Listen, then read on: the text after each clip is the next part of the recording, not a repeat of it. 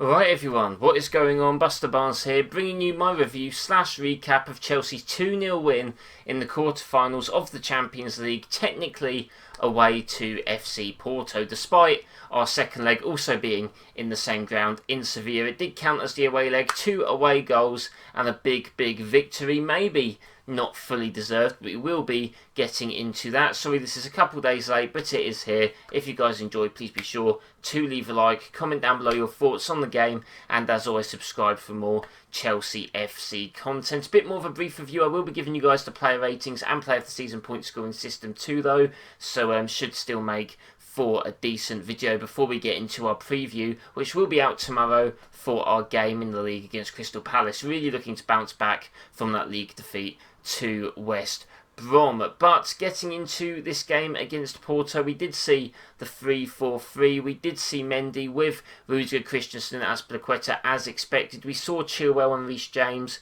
We did see Kovacic and Jorginho, and we saw Mount, Havertz and Werner. Fairly similar to the team I predicted, I think. I put Giroud in there, and I think I put Ziyech in there as well, so got those two wrong. Havertz and Werner may as well have been them because they did not fare too well in this game. To be honest guys, first half it was a bit slow. Porto probably they were the better team, having the bulk of the chances. Nothing too clear cut, but Mendy did have to make a few sort of classic saves, and they were a bit scary from set pieces, and you have to bear in mind that they were without their two top scorers this season, so interesting to see how the second leg goes.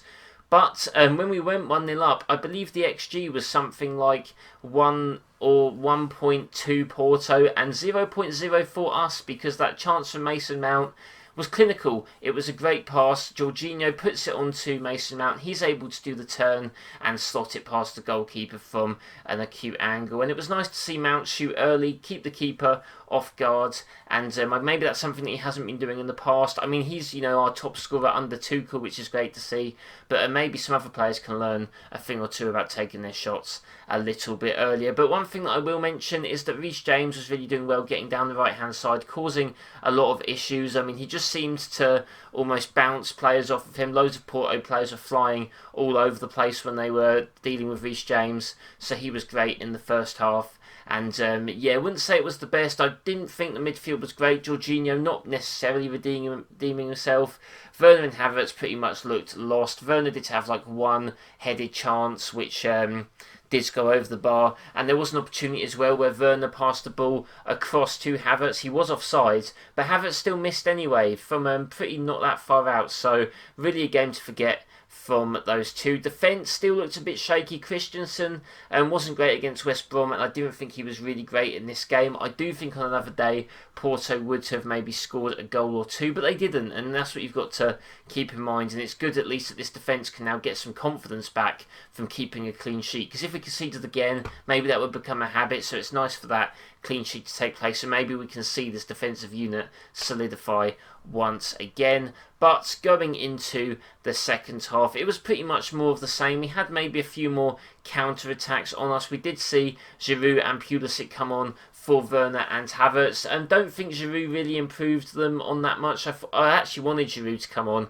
with Hudson-Odoi or Pulisic, and that did happen, but Giroud didn't do much. Pulisic I thought was good. He actually had more touches in his short space of time than Werner did, which I mean isn't a great look for Werner, and it's a decent one for Pulisic. He rattled the crossbar as well, so unlucky for him not to score. It's nice to see though Pulisic score against West Brom and then rattle the bar, so maybe he's getting into a little bit of a rhythm, and hopefully we can see some of the best of Pulisic coming soon. We also saw Kante and Thiago Silva come on, just building up some minutes. Obviously Silva won't be available for the game against Palace, which is why I maybe thought he would have started this game, especially being in the Champions League, but maybe Thomas Tuchel just wants to solidify that defence a bit more before that game against Palace, doesn't want to be chopping and changing too much. But yeah, Reece James once again was getting down the flank, and I need to give credit to Ben Chilwell as well. He was also doing that. Definitely his best performance from left wing back. I guess he has to sort of adapt to that role because he is more of an out and out left back. But it was actually right at the end of the game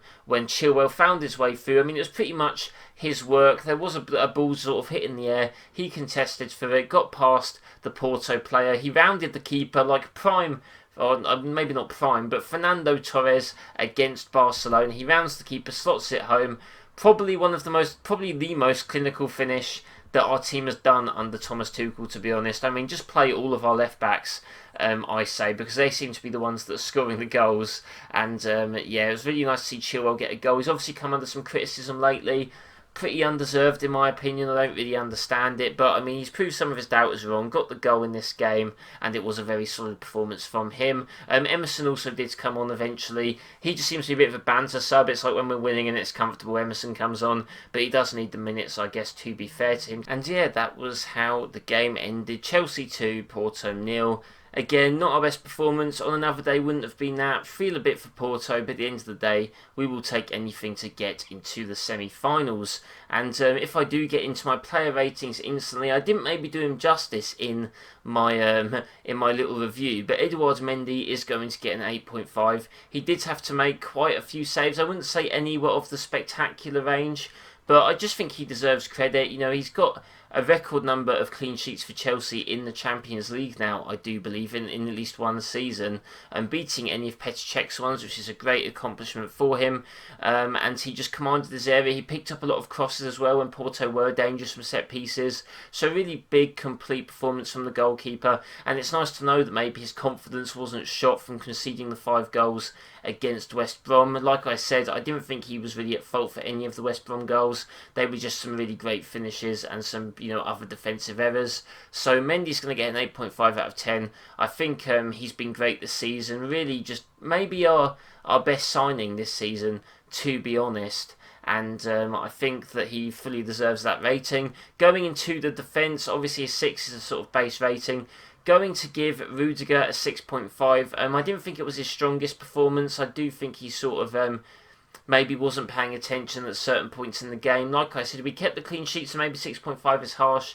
But on another day we wouldn't have, and I do think that Rudiger was maybe seen napping a few times, so that's why he's got a 6.5. I'm going to give the other two a 7, Azpilicueta and Christensen. Christensen's passing wasn't great, and Aspi was a bit better than against West Brom, but still, I just think this was a game where maybe a lot of players were being affected by the West Brom result, and also by it being the Champions League quarter-final. So hopefully, now that this is sort of out the way, we've kept the clean sheet, we can see them pick up their game a little bit more. Getting on to the wing backs, Reece James going to get a 7.5. Solid play from him, just deflecting players off of him. Could have maybe had an assist or two, was putting in some good crosses into the area, defending very well. Was definitely one of our best players defensively. Same with Ben Chilwell, he's going to get an 8 because he did score that and very well taken goal, and a goal that could really make the difference when we do face Porto in the second leg. So he had a great time, and yeah, definitely put in one of his better performances, probably his best performance under Tuchel. Midfield is going to give Jorginho a 6.5 and Kovacic a 7. They were fine. Jorginho obviously got an assist. They controlled the play okay-ish. I do think maybe defensively there was a little bit to be desired in terms of who was picking up who. So yeah, not too much to really say. I do think that we are definitely missing Kante a bit, and hopefully he'll be back soon. Going into the front three, going to give Havertz and Werner both a 5. Wasn't really their game at all. I could have been more harsh, but we did win the game. Yeah, just not taking their chances when they came, barely getting on the ball, and sort of, making stuff click.